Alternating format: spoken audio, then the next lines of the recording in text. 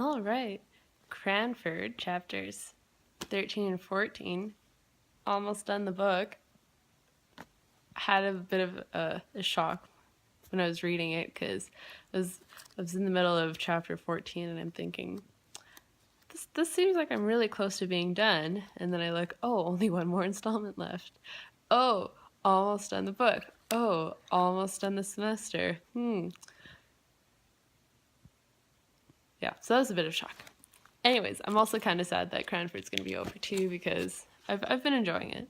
And it's something that's, I like having the installments every week, not only forcing me to read it, but kind of one of those things that you can really like sit on it and think about the chapters and what's happening rather than go full blown into it.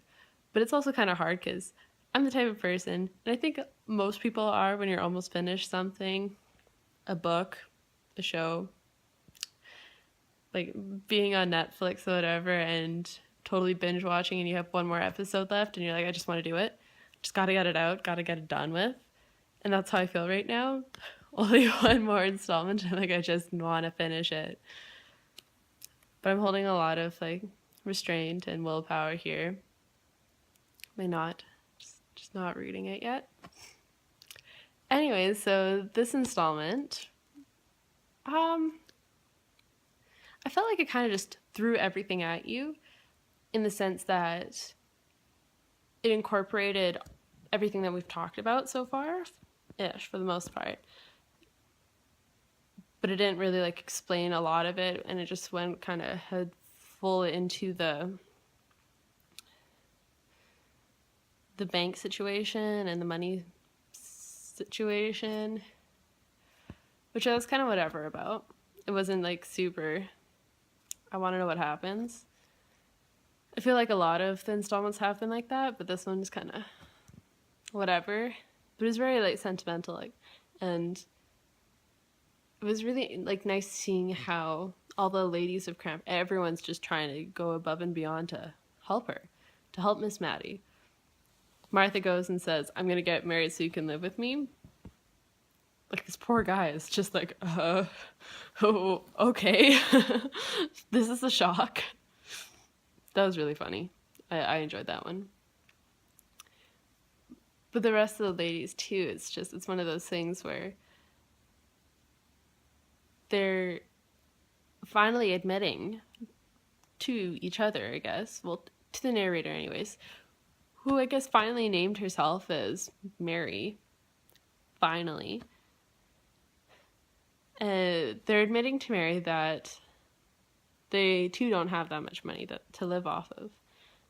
And so, though I didn't really care too much about talking about money and the finance situations that everyone was facing, I think really gave like a first-hand experience into the society at the time. Like, this is what's happening. This is relevant for them.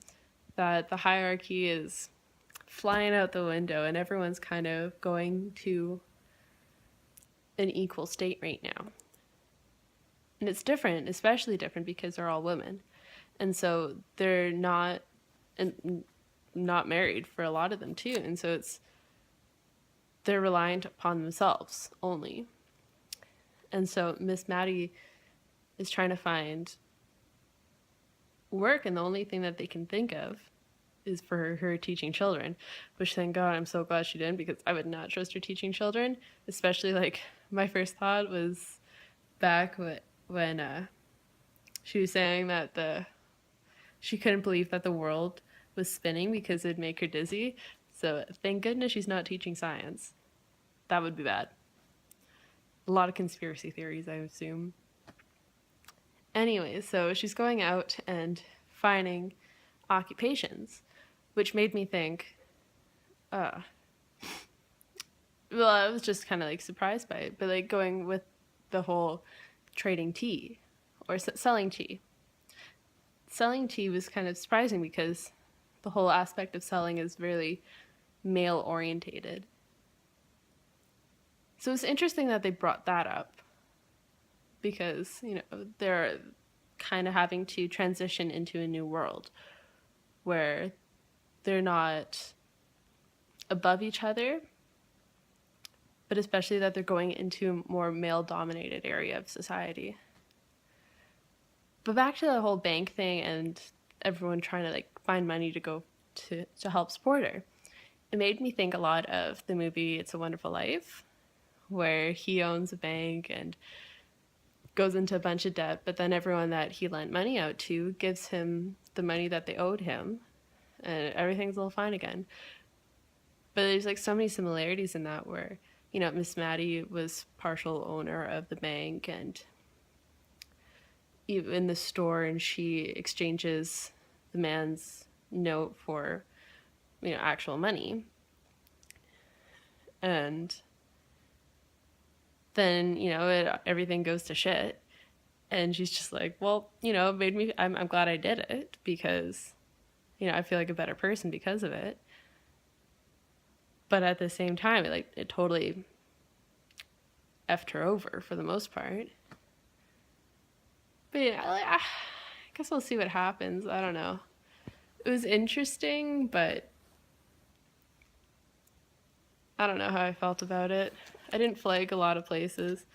I flag a lot, and I think I flagged 3 places on here. I don't know, it was just kind of one of those chapters. Or installments, it's 2 chapters. I just want to finish it though. It's just killing me. I need to finish it. Next week then.